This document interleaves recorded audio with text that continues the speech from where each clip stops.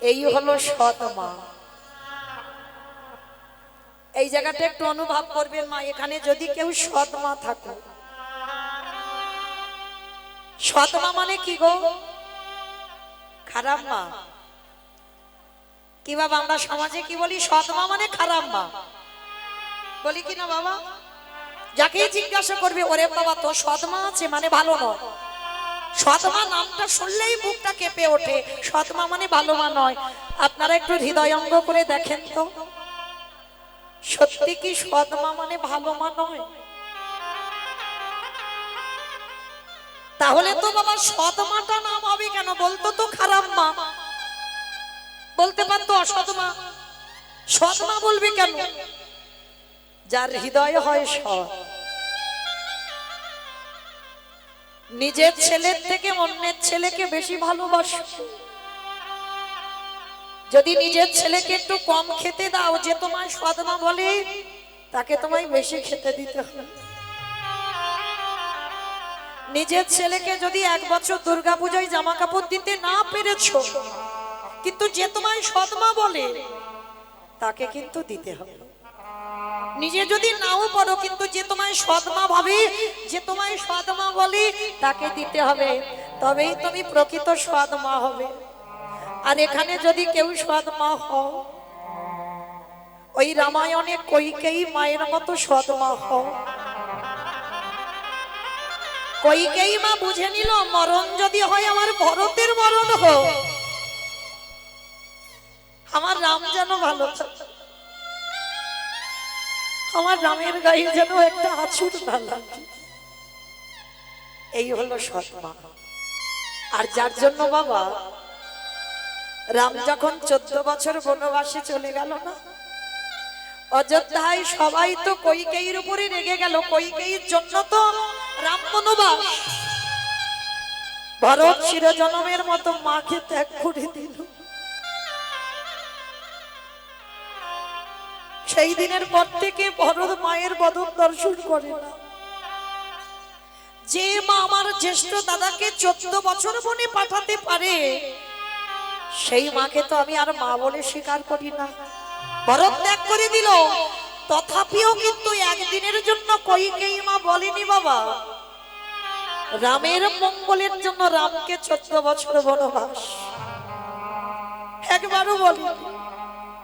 কোনদিনের জন্য কারোর কাছে মুখ খোলেনি। শুধু 14 বছরের অপেক্ষায় কইকেয়ী বসেছিল। রাম 14 বছর পরে যখন অযোধ্যায় সিংহাসনে বসবে, তখন যেন আমার দেহ থেকে প্রাণটা চলে যায়। আশা পর্যন্ত যেন এই দেহে প্রাণটুকু থাকে। এক ঘরে করে দিয়েছিল কইকেয়ী মাকে। আর সারা দিন কেঁদে কেঁদে না কইকেয়ী মা অন্ধ। সারাদিন শুধু নিজের ছেলের নাম নয়, শুধু একটাই কথা বলে কাঁদতো, রাম রাম কবে তুই ফিরে আসবি? ওরে রাম,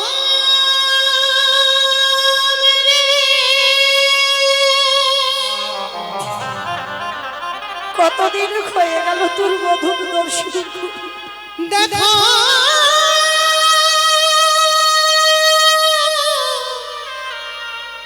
একেবারে দেখা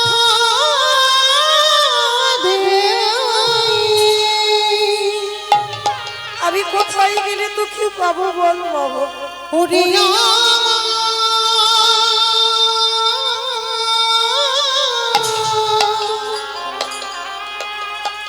নয়ন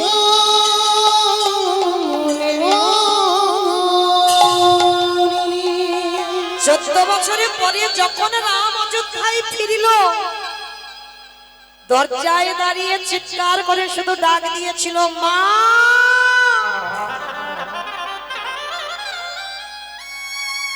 মা গো। যেই না মা বলে ডেকেছে, রামের মা কৌশল্যা ছুটে এসেছে। রাম, এই তো বাবা, আমি তোর মা এসেছি, বল বাবা কি হয়েছে? না মা, আমি তো তোমারই ডাকছি না। সুমিত্রা মা ছুটে এসেছে। বাবা রাম, আমি এই তো এসেছি, বল কি হয়েছে? না মা, আমি তোমায় ডাকছি, আমার কইকেই মা কোথায়? চমকে উঠেছে। অসম্ভব, যে মা তোকে 14 বছর বনবাসে পাঠালো, তুই অযোধ্যায় ফিরে এসে আগে সেই মাকে প্রণাম। রাম কাউকে কিছু না বলে শুধু একটাই উত্তর দিল, তোমাদের এই প্রশ্নের উত্তর আমার কাছে যে, শুধু একবার বলে দাও আমার কইকেয়ী মা কোথায়? বলে তাকে কারাগারে বন্দী করে রাখা হয়েছে, ভরত চিরজনমের মতো ত্যাগ করেছে, অযোধ্যায় কেউ ওর মুখ দর্শন করে না, রাম তোকে বনবাসে পাঠানোর অপরাধে ধুলাই লুটিয়ে পড়ল রঘুপতি রামচন্দ্র। এত বড় ত্যাগ একটা দিনের জন্য আমার কইকেয়ী মা বলল না, আমার জন্য বাধ্য হয়েছে রামকে বনে পাঠাতে। ছুটে গেল রাম কারাগারে, আর বসে বসে রামের চিত্রপটের ছবিটা নিয়ে কাঁদছে। কবে আসবি বাবা, কবে আসবি আমার এই হৃদয় দেখা,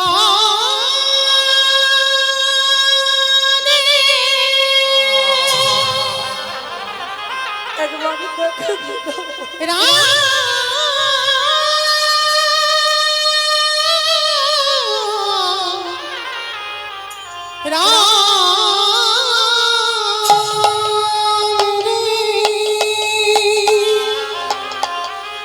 আমার দেহ থেকে প্রাণটা যাবে,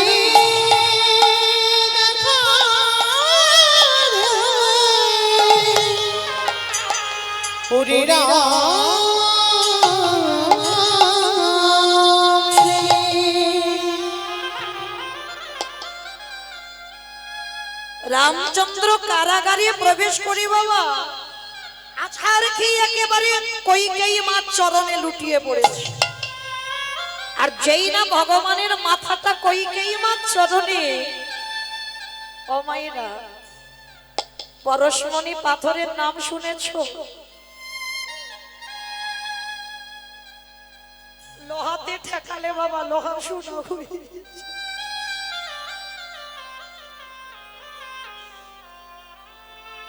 আর আমার ভগবান যদি কাউকে পরশ করে, তার হৃদয়টা সোনার থেকে আরো দামি হয়ে যায়।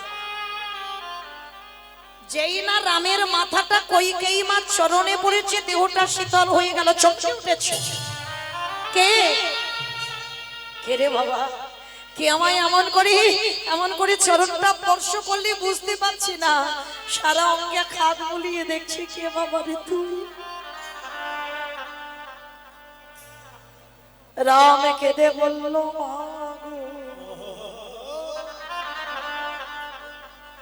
আমি হলাম তোমার সেই হতভাগ্য সন্তান, যে সন্তানের জন্য আজ ভরত তোমায় ত্যাগ করল, যে রামের জন্য তুমি গোটা ত্রিভুবনে খারাপ হয়ে গেলে। এই জগতের জীবে সবাই তোমাকে কেউ ভালোবাসে না, সবাই জেনে গেল কইকেয়ী মা খারাপ মা, ওই কইকেয়ী মায়ের জন্য রাম গেল বনবাস। কে রে বাবা, আমি তোমার রাম, রাম এসেছিস, সর্বঙ্গে হাত বুলিয়ে হৃদয়ে টেনে তুলে দিয়েছি। খোকা, এবার আমি মরেও শান্তি হব। এতদিন আমি এই দিনের অপেক্ষায় ছিলাম, কবে তুই আমার হৃদয়ে আসবি। মনে রাখতে হবে বাবা, কাঁদালে কাঁদিতে হয়, এ কথাটা মিথ্যা নয়। এই যে কথাটা বাবা, সন্ধ্যাবেলা এই সময়টা মোটে ভালো নয়, কিন্তু সত্যি বলছি বাবা, এই সময়টা ভালো নয়। কেন? দিনের শেষ হলো আর সন্ধ্যা শুরু হলো, এই সময়টা হচ্ছে একেবারে ভালো নয়। মানে সবার কাছে কলি আসতে চায়, যাতে কৃষ্ণ ভজনে বাধা হয়, তাহলে যাতে আমাদের এই হরিবাসরের চারিদিকে কলি আসতে না পারে, তার জন্য বাবা একটু নিস্তব্ধ হয়ে শান্ত পরিবেশ তৈরি করে আমাদের কৃষ্ণ কথা হরি কথা শ্রবণ করতে হবে। কেন? যাতে আমাদের কলি প্রবেশ করতে না পারে। তাহলে আমরা জানবো ভগবানের মা কি এমন অন্যায় করেছিল, কি এমন পাপ করেছিল, যার জন্য বাবা 10-10টা ছেলে মেয়ে চলে গেল। ওই যে বললাম বাবা, কাঁদালে কাঁদিতে হয়, এ কথাটা মিথ্যা নয়। তুমি যদি কাউকে জীবনে কষ্ট না দাও, তুমি তো জীবনে কষ্ট পাবে না। তুমি যদি কাউকে জীবনে দুঃখ না দাও, তুমি তো জীবনে দুঃখ পাবে না। তুমি যদি কাউকে জ্বালা যন্ত্রণা না দাও, তুমি তো জীবনে জ্বালা যন্ত্রণা পাবে না। তাহলে তোমার কর্মফলের শাস্তি পেতে হবে বাবা। মহাভারতে গান্ধারী 100টা পুত্র কুরুক্ষেত্রের মাঠে প্রাণ হারালো, এমনি এমনি নয়। কি বাবা, গান্ধারী কি এমনি এমনি সন্তানগুলো হারিয়েছিল? যে গান্ধারীর পাপের ভরা পূর্ণ হয়ে গেল মা, ভালো করে চেয়ে দেখেন, সেই 108 জনম আগে, 108 জনম আগে গান্ধারী যে অপরাধ করেছিল, সেই অপরাধ 108 জনম পরে আসছে। আপনারা আমরা মনে মনে ভাবি বাবা, এ জন্মে একটা অন্যায় করলাম, কেউ তো জানলো না, কেউ তো দেখতে পেল না। সবার চোখে ধুলো দিতে পারবে, কিন্তু যে ছেলেটা মন্দিরে বাঁশি বাজাচ্ছে পারবে গো? শুধু আসলে খাতা কলমে লিখে বাবা সময় মতো ঘরে পৌঁছে দেবে। তাই এমন কর্ম আমরা করব না যে কর্মের শাস্তি বাবা আমাদের ভোগ করতে হয়। 108 জনম আগে পাপ করেছিল। কি পাপ? ওই অন্ধ ধৃতরাষ্ট্র আর গান্ধারী বাবা স্বামী স্ত্রী শয়নে 108 জনম আগে একজন ব্রাহ্মণ আর একজন ব্রাহ্মণী ছিল। বিয়ে হলো, পরের দিন হলো কাল রাত্রি, তারপরের দিন হলো ফুলসজ্জার রাত। আর ওই ফুলসজ্জার রাত্রিতে বাবা শয়নে গেছে, আর হঠাৎ ব্রাহ্মণী দেখছে উপরে একটা মাকড়সা জাল বিস্তার করে আছে। আর মাকড়সাটা বাবা গর্ভবতী ছিল। দেখবেন বড় বড় মাকড়সার বাবা পেটে একটা করে ডিমের থলি ঝোলে না? তা ব্রাহ্মণী স্বামীর কাছে বায়না করলো, স্বামী তুমি আর আমি যদি শয়নে যাই, ওই মাকড়সা আমাদের দর্শন করবে, তাই কৃপা করে তুমি মাকড়সাটাকে পেরে দাও। তো ফুলসজ্জার রাতে স্ত্রী বায়না করলো, স্বামী তো দেবেই বাবা, স্ত্রীরা আবদার মেটাতে। তো যখনই মাকড়সাটাকে পেরে দিল, ব্রাহ্মণী মাকড়সাটাকে ধরে ওই পেটে থেকে ওই সাদা রঙের থলিটাকে টেনে ছিঁড়ে নিয়ে, শুধু ছেড়ে নিল না মা, ওই থলিটাকে নিয়ে যেই না মাটিতে আছাড় দিল, দেখা গেল ছোট্ট ছোট্ট ডিম বার হচ্ছে। আর যখনই ওই ডিমগুলো বার হচ্ছে না, ব্রাহ্মণী কি করেছিল দেখো বাবা। অনেক মায়েরা আছে দেখবেন, ওই পিঁপড়ের শাড়ি যখন যায় না, এই বাম পায়ের বৃদ্ধ আঙুল দিয়ে একবার টিপে মেরে দেয়। অপরাধ নিও না। গান্ধারীর কি পরিণতি হলো দেখো আজকে। ওই ডিমগুলো যখনই পড়লো, আর আনন্দে ব্রাহ্মণী কি করেছিল জানো, বাম পায়ের বৃদ্ধ আঙুল দিয়ে ওই ডিমগুলোকে একটা একটা করে টিপে টিপে মারছে। মাকড়সা উপরে ডুব করে কেঁদে উঠলো, খেয়ে দয়াম, তুমি তোমার খাট দিলে না, তুমি তোমার পালঙ্ক দিলে না, তুমি তোমার থাকার জায়গা দিয়েছিল ওখানে। আমি তো কোনো অন্যায় করিনি, আমি তো কোনো অপরাধ করিনি, বিনা অপরাধে তুমি আমায় পুত্র হারা করে দিলে। তবে একদিনের জন্য যদি তোমায় ভালোবেসে থাকি, একদিনের জন্য যদি তোমায় ডেকে থাকি, আমার ক্ষুদ্র প্রাণ হতে পারে।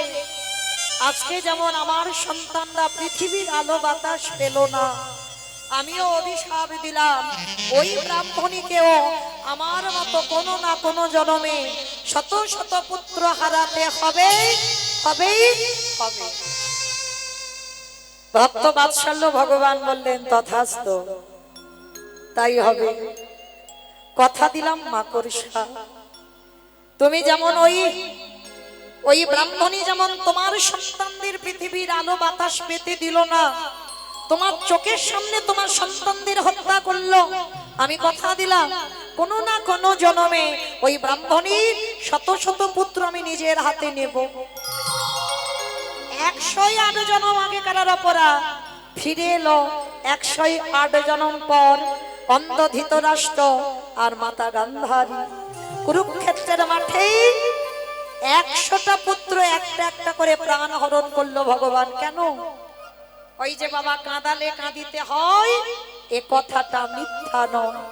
ঠিক এই রকম চৈতন্য মহাপ্রভুর মা শচী ঠাকুরানী একটা নয়, দুটো নয়, তিনটে নয়, 10-10টা ছেলে মেয়ে হারালো। কেন? এই শচী মাতা কে ছিল?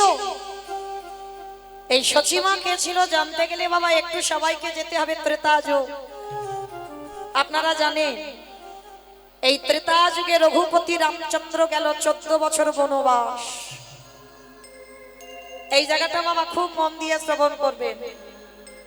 পিতৃসত্য পালনার্থে কইকেয়ী মার কথা রাখতে বনবাস। আচ্ছা বাবা, আপনারা কি মনে করেন সত্যি কি আমার কইকেয়ী মার কথা রাখতে পিতৃসত্য পালনের জন্য রাম বনবাস? না। তাহলে কিসের জন্য বনবাস হলো রাম?